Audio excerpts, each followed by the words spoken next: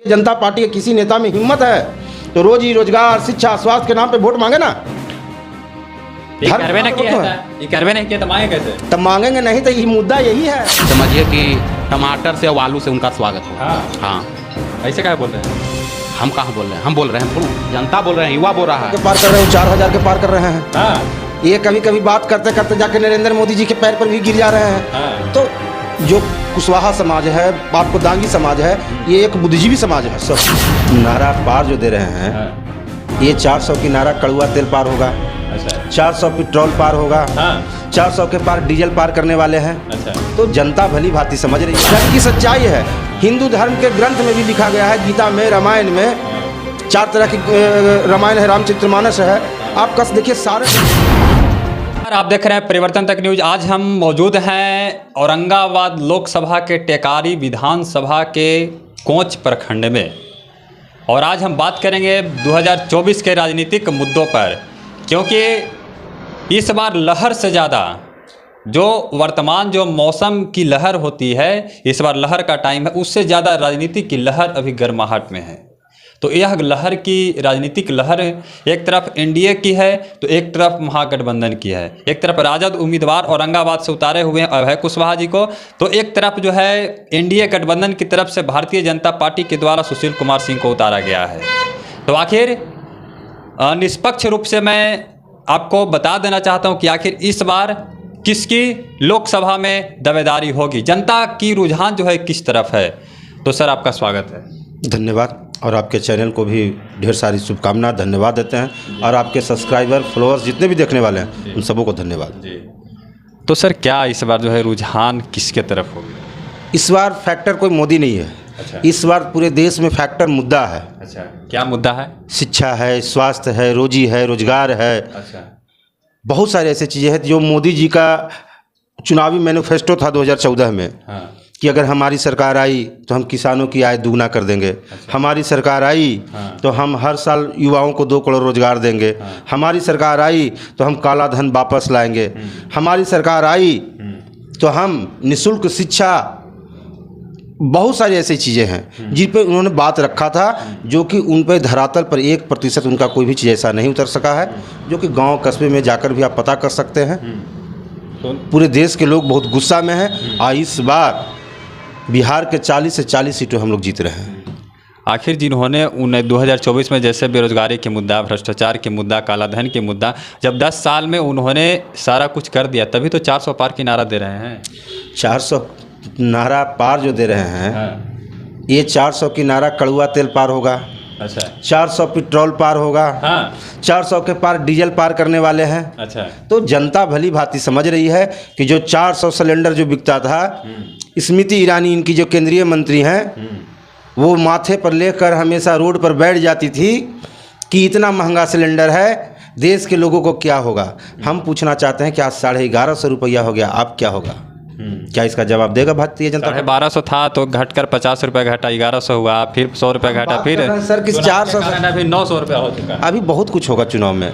50 रुपया, 10 रुपया, 20 रुपया, लेकिन जनता 5 साल के लिए जो मैंडेट देती है, वो अपना भविष्य और फ्यूचर देख कर देती है कि हमारे साथ क्या होने वाला है। फिर एक बार मोदी जी मांग रहे हैं, फिर एक बार समय दीजिए। जनता मालिक है, और जनता पूरे देश में 10 साल टेलर था, फिल्म अभी बाकी है। हाँ, ये सही बात कह रहे हैं। संविधान बदलेंगे ये लोग, ये हम नहीं कह रहे हैं। ये खुद नरेंद्र मोदी जी कह रहे हैं। ये संसद में इनका बयान है कि हम कतई आरक्षण को बर्दाश्त नहीं करेंगे। अगर इस देश में संविधान नहीं रहेगा, आरक्षण नहीं रहेगा, तो जो खास करके गांव कस्बे में पिछड़ा दलित महादलित भाई, उसका क्या हश्र होगा, वो खुद इस समाज के नौजवान लोग समझ रहे हैं और इस बातों को अपने समाज जमात के बीच में रख रहे हैं। क्या लगता है बिहार में 40 नहीं आ पाएगा? कुल लोग मूड बनाए हुए हैं। 40 नहीं आएगी मोदी जी के? खाता खुलना मुश्किल है सर। ऐसे कैसे बोल सकते हैं? मुद्दा है। आपने कहा था साथ नीतीश चाचा भी तो है। नीतीश चाचा तो खत्म हो गए। अब इनका कोई फैक्टर, इनका अभी हाल फिलहाल का बयान ही देखा होगा एक। क्या चीज़? ये 400 के पार कर रहे हैं, वो 4000 के पार कर रहे हैं। ये कभी कभी बात करते करते जाके नरेंद्र मोदी जी के पैर पर भी गिर जा रहे हैं। तो जो कुशवाहा समाज है, आपको दांगी समाज है, ये एक बुद्धिजीवी समाज है। वो समझ रहा है कि हमारा नेता को किस परिस्थिति में बरगला कर बिहार को विकास के मुद्दे से भटका कर, नीतीश जी तो अपनी कुर्सी बचाने के लिए चले गए हैं, और हम लोग जो हैं और हमारे नेता हैं, हम लोगों की लड़ाई है मुद्दा की। हम लोग आज भी बोल रहे हैं मोदी कोई फैक्टर नहीं है, इस देश में मुद्दा फैक्टर है। शिक्षा व्यवस्था कैसे सुधरेगा, यूनिवर्सिटी का जो स्थिति है वो कैसे बढ़ेगा, डेवलपमेंट कैसे होगा, रोजगार के क्षेत्र में सृजित कैसे होगा। और हमारे नेता ने तो कर दिखाया है। बिहार के 17 महीना में 5 लाख नौकरियां दी है, सरकारी नौकरियां। उस पहले भी नीतीश बाबू थे मुख्यमंत्री, भाजपा के लोग गठबंधन में थे, तो क्या लोग घास छोड़ रहे थे? पहले भी देते। जब हम दे दिए हैं तो अब ये लोग अनर्गल बयानबाजी। और हम लोग सबसे पहले है कि हम लोग संयमित भाषा का प्रयोग करके घर में आते हैं तो पेपर लीक हो जाता है। तो देख ही रहे हैं ना, आज 17 महीना की सरकार चली, एक भी पेपर लीक नहीं हुआ। 70 दिनों में एग्जाम कराकर 1,20,000 शिक्षकों को गांधी मैदान में नियुक्ति पत्र बांटा गया। कहीं शिकायत मिला हो तो बताइए। अब इन लोगों का हालात देखिए रहे हैं, यूपी में देखिए रहे हैं, बिहार में देखिए रहे हैं, दिल्ली में देखिए रहे हैं। इन लोगों के पास एक ही तंत्र है, ईडी सीबीआई को लगाकर किसी लोगों को बेवजह परेशान करना, तंग करना। तो हम लोग समाजवादी लोग हैं, समाजवादी लोग डरने वाले नहीं हैं, हम लोग लड़ने वाले लोग हैं और लड़ेंगे। तभी तो मुद्दा उनका स्पेशल है, राम मंदिर धारा 370। हम कहते हैं कि भैया ठीक है, राम मंदिर बन गया, अब तो विकास की बात करो, अब तो रोजगार की बात करो। राम मंदिर तो सबके हैं ना। हाँ, तो राम तो हम सबको कहिए ना कि राम सबके हैं, लेकिन ये भाजपा वाला को पर्सनल राम बना दिया है कि ये सिर्फ हमको हैं, हम उनको लाए। जबकि सच्चाई है हिंदू धर्म के ग्रंथ में भी लिखा गया है, गीता में, रामायण में 4 तरह की रामायण है, रामचरितमानस है। आप कस देखिए, सारे ग्रंथों में लिखा गया है कि मंदिर का कभी भी उद्घाटन नहीं होता है, जब भी होता है तो प्राण प्रतिष्ठा होता है। और प्राण प्रतिष्ठा वही करता है जो पत्नी बगल में बैठ कर कराता है। आप देखिए कि विवाहित होता है, विवाहित होता है। दूसरी बात, अगर संवैधानिक रूप से भी देखा जाए तो देश का प्रथम नागरिकता प्राप्त है हमारी एक दलित महिला राष्ट्रपति हैं, आदरणीय द्रौपदी मुर्मू जी। उनको क्यों बाहर कर दिया गया? वो तो मुखौटा शायद है ना। तो आप समझ सकते हैं कि इनकी मानसिकता क्या है। ये लोगों को मानसिकता है अडानी अंबानी के हाथ में देश के निजीकरण के सारी सरकारी संस्थानों को बेचकर मनचाहे जिस तरह से अंग्रेजों ने गुलाम बनाकर ईस्ट इंडिया कंपनी के नाम पर, उसी तरह से ये फिर हिंदुस्तान पे गुलामी की दौर में लाना चाहते हैं। लेकिन देश का नौजवान जो है देख रहा है, देश की जनता देख रही है, इन्हें ईंट का जवाब पत्थर से आने वाली चुनाव में मिलेगा। चुनाव से पहले केजरीवाल के गिरफ्तार भी तो कर दिए हैं। अब समझिए, जो इतना बढ़िया शिक्षा के क्षेत्र में काम किया हो, स्वास्थ्य के क्षेत्र में काम किया हो, डेवलपमेंट के क्षेत्र में काम किया हो, हम कहते हैं भारतीय जनता पार्टी के किसी नेता में हिम्मत है तो रोजी रोजगार, शिक्षा, स्वास्थ्य के नाम पे वोट मांगे ना। ये करवे नहीं किया तो मांगे कैसे? तब मांगेंगे नहीं तो ये मुद्दा यही है। हम कहते हैं कि हमारे घर का भाई कोई गया में रहकर पढ़ रहा है, किसी का बेटा पटना में रहकर पढ़ रहा है, कहीं जहानाबाद पढ़ रहा है, कुछ मतलब कहीं कहीं जो भी इलाके में पढ़ रहा है, वो उस पिताजी से जाकर पूछिए, उसके भाई से जाकर पूछिए, उसकी माँ से जाकर पूछिए कि 5,000 10,000 का महीना देकर किसी भी तरह से बाल बच्चा को जुटाकर इस विश्वास के साथ पढ़ा रहा है कि कल जो आने वाला हमारा समय होगा, मेरा बेटा कहीं ना कहीं एम्प्लॉयड हो जाएगा, रोजगार में शिफ्ट हो जाएगा, नौकरी में शिफ्ट हो जाएगा। भैया जब सारा चीज़ निजीकरण हो जाएगा तो आदमी कहाँ जाएगा? तो नौकरी इसलिए नहीं दे रहे हैं कि खुद जब चाय बेच कर आए हैं तो नौकरी कैसे देंगे? आपको भी चाय ना बेचवाएंगे? हम तो खुद कर रहे हैं। देखिए, नरेंद्र मोदी जी सब इस देश के पहले प्रधानमंत्री जो इतना झूठ बोलता हो। आज तक चाय बेचने वाला का बेटा कभी बोलते हैं कि मैं 35 साल भीख मांग कर खाया हूँ। अभी सोचिए कि जो आदमी 35 साल भीख मांग कर खाया हो, 17 वर्ष की उम्र में या 20 वर्ष की उम्र में अमेरिका कैसे चला गया? आज चाय अगर बेचे हैं तो किस प्लेटफॉर्म पर बेचे हैं, किस ट्रेन में बेचे हैं, उसका नाम पूछिए, नहीं बता पाएंगे।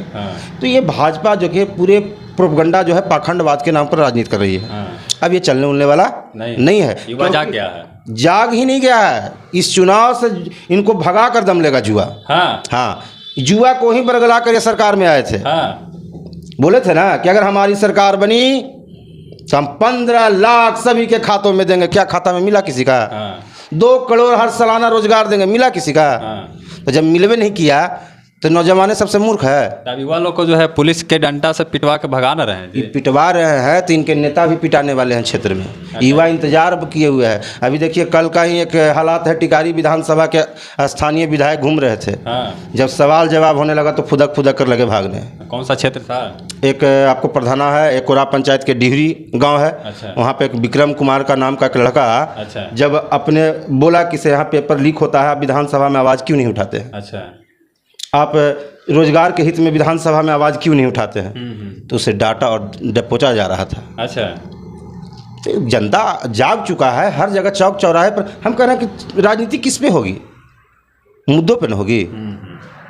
ठीक है, राम जी का मंदिर बनाया, राम जी का मंदिर ही बना दिए। अरे राम जी का मंदिर संविधान वो से तो ट्रस्ट बनाया ना। हाँ, ठीक है, ट्रस्ट में लोग बनाया। चंदा दिया। तो ये लोग को भाजपा वाला को इतना बेशरम लोग है, क्या कीजिएगा, राम जी के नाम पर लोग कुछ लोग भीख मांग लेता है, लोग वोट मांग रहा है, तो बेशर्मी का हद है सब। आप क्या कहेगा इस बार कैसा रहेगा माहौल?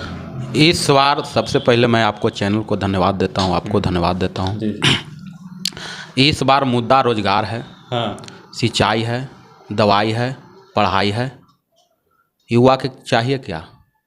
युवा का तो रोजगार चाहिए। तो कोयल नहर के तो उद्घाटन हो गया ना है। किसने किया पूछें?